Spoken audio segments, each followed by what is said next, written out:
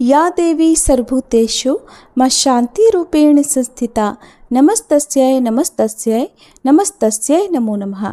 माता रानी आप सभी की मनोकामनाएं पूरी करें। आज की इस वीडियो में आप जानेंगे चैत्र नवरात्रि की अष्टमी और नवमी तिथि के बारे में। कन्या पूजन कब और कैसे करना चाहिए, अंतिम दिन हवन कलश विसर्जन कैसे करना चाहिए और नवरात्रि व्रत का पारण कब और कैसे करना चाहिए। इस बार चैत्र नवरात्रि 9 अप्रैल मंगलवार से प्रारंभ होकर 17 अप्रैल बुधवार को समाप्त होंगी।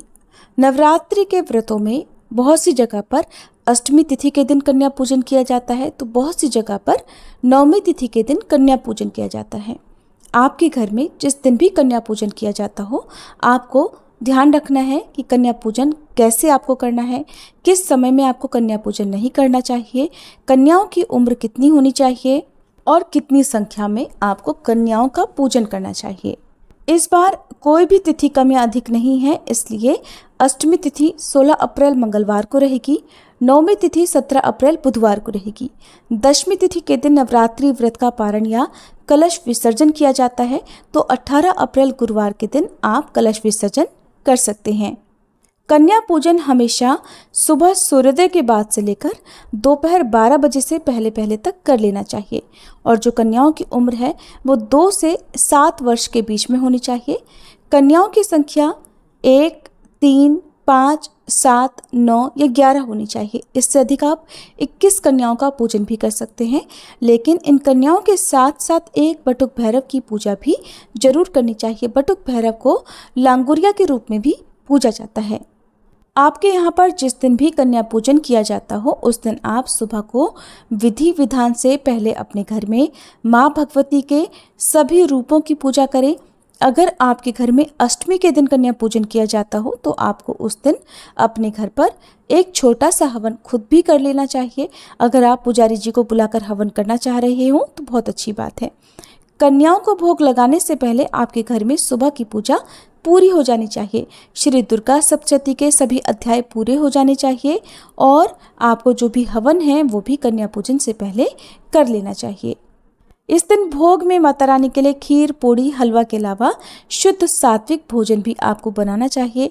कन्याओं को भोग लगाने के लिए जो भी आप भोजन बनाएं उसमें बहुत ज़्यादा मिर्च, मसालों का, तेल का प्रयोग नहीं होना चाहिए और छोटी कन्याओं के या लांगुर के अनुसार ही उनका भोजन भी तैयार किया जाना चाहिए। ध्यान रखें कि आप कन्याओं के पूजन से एक दिन पहले उन्हें आमंत्रित भी कर सकते हैं। कन्याओं को और बटुक भैरव को बहुत ही सम्मान के साथ घर के अंदर लाकर उन पर पुष्पों की वर्षा करते हुए सबसे पहले उनके मुंह हाथ धुलाकर, उनके चरण धुलाकर, फिर जो भी कन्याएं हैं उनके पैरों में आलता लगाकर, हाथ में आलता लगाकर, उनके माथे या कलावे पर लाल चुनरी बांधी जाती है। फिर बटुक भैरव की भी इसी प्रकार पूजा की जाती है और सभी कन्याओं के सिर पर या बटुक भैरव के सिर पर एक रुमाल या चुनरी रखकर उन सभी को तिलक लगाना चाहिए। सबसे पहले छोटी कन्या का पूजन आपको पहले करना चाहिए और सबसे अंत में बटुक भैरव का। अब आपने माता रानी को जो भी भोग लगाया है, सबसे पहले मीठे का जो भोग आपने माता रानी को अर्पित किया है उसी को प्रसाद रूप में सभी कन्याओं के साथ बटुक भैरव को देना चाहिए। प्रसाद ग्रहण करने के बाद ही उन्हें जो भी नमक से बना हुआ व्यंजन है, जो भी भोजन है, वो उन्हें खाने को देना चाहिए। भोजन और जल ग्रहण करवाने के बाद में अब सभी के हाथ मुंह धुलवाने चाहिए। फिर सबसे अंत में उन्हें जो भी भेंट स्वरूप आप दक्षिणा, उपहार उन्हें देना चाहते हो वो उन सभी को देना चाहिए। ध्यान रखें, कन्याओं के भोग लगाने के बाद उस जगह पर तुरंत ही झाड़ू पोछा कभी नहीं करना चाहिए। कन्याओं को बटुक भैरव को विदा करने से पहले आप अपने हाथ में कुछ अक्षत रखें, सभी को एक गोल घेरे में खड़ा करें और परिवार के सभी सदस्यों को बड़े सम्मान के साथ उन सबको विदा करना चाहिए। विदा करने से पहले माता रानी का जयकारा बोलकर और अक्षत उन सभी कन्याओं और बटुक भैरव पर छिड़ककर उन्हें दरवाजे के बाहर तक सम्मान सहित विदा करना चाहिए और सभी के पांव छूकर उनका आशीर्वाद लेकर ही उन्हें विदा करना चाहिए।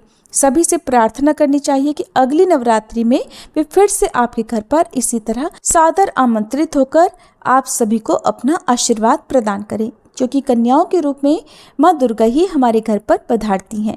इसलिए कन्याओं का जितना भी हो सके उतना सम्मान आज के दिन जरूर करना चाहिए। भेंट या उपहार में देने वाली कोई भी वस्तु काले रंग की ना हो और कोई भी कील कांटे वाली चीज़ें आज के दिन कन्याओं को नहीं देनी चाहिए। कोई नुकीली चीज़ें उन्हें आज के दिन नहीं देनी चाहिए। जब सभी कन्याएं और बटुक भैरव विदा हो चुके हों तो जो भी व्रती सदस्य हों उन्हें प्रसाद रूप में जो भी माता रानी को भोग आपने लगाया है उस प्रसाद को ग्रहण करना चाहिए। और इसके बाद अगर आप चाहते हो तो आप भी भोजन ग्रहण कर सकते हैं। हालांकि कुछ लोग चाहे अष्टमी के दिन कन्या पूजन उनके घर में होता हो या नवमी के दिन, वो दशमी तिथि के दिन ही भोजन और अन्न जो भी ग्रहण किया जाता है वो ग्रहण करते हैं। तब तक वे फलाहारी ही ग्रहण करते हैं। अगर आप ऐसा करना चाहते हो तो आप भी दशमी तिथि को ही भोजन ग्रहण कर सकते हैं, और अगर ऐसा नहीं करना चाहते तो अष्टमी या नवमी को कन्या पूजन करने के बाद आप खुद भी भोजन ग्रहण कर सकते हैं। कन्याओं के पूजन करने से पहले भूल कर भी किसी भी पूजन सामग्री का विसर्जन नहीं करना चाहिए, लेकिन कलश के ऊपर जो जटा वाला पानी वाला नारियल स्थापित किया जाता है उसे बहुत सी जगह पर कन्या पूजन करते समय तोड़कर प्रसाद रूप में हलवे के साथ ही कन्याओं को बांटा जाता है, बटुक भैरव को प्रसाद रूप में दिया जाता है। तो वहीं कुछ जगह पर इस नारियल को मंदिर में रख दिया जाता है या कुछ जगह पर बहते हुए जल में प्रवाहित भी कर दिया जाता है। आपके घर पर जिस भी नियम का पालन किया जाता हो आप भी उसी नियम का पालन करें। अंतिम दिन जब भी आप हवन कर रहे हो उस समय आपको एक बार फिर से सभी नवदुर्गाओं का ध्यान करना चाहिए। आप नवदुर्गाओं के ध्यान के अलावा उनके बीज मंत्र का भी जाप करें। ओम देवी शैलपुत्रे नमः, ओम देवी ब्रह्मचारिण्ये नमः, ओम देवी चंद्रघंटाय नमः, ओम देवी कूष्मांडाय नमः, ओम देवी स्कंदमाताय नमः, ओम देवी कात्यायन्ये नमः, ओम देवी कालरात्रे नमः, ओम देवी महागौरे नमः, ओम देवी सिद्धिदात्रे नमः।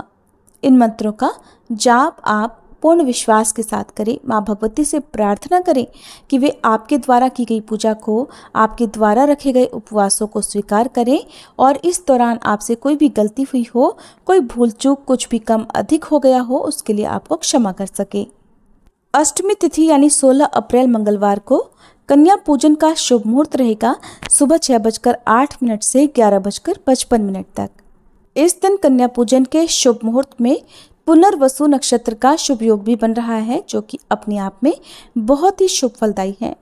17 अप्रैल बुधवार को नवमी तिथि के दिन कन्या पूजन का शुभ मुहूर्त सुबह 6:08 से लेकर 11:59 तक रहेगा, और इस दिन कन्या पूजन के समय पुनर्वसु नक्षत्र का शुभ योग बन रहा है। इस समय और इस दिन कन्या पूजन करने से माँ भगवती की कृपा अवश्य ही प्राप्त होगी। तो ये थी आज की वीडियो। उम्मीद है जानकारी आपको पसंद आई होगी। अगर वीडियो आपको अच्छी लगी हो तो लाइक करने के साथ ही चैनल को सब्सक्राइब नहीं किया हो तो जरूर कर लीजिएगा, ताकि इसी तरह की जानकारी आपको हमारे चैनल पर हर दिन मिलती रहे।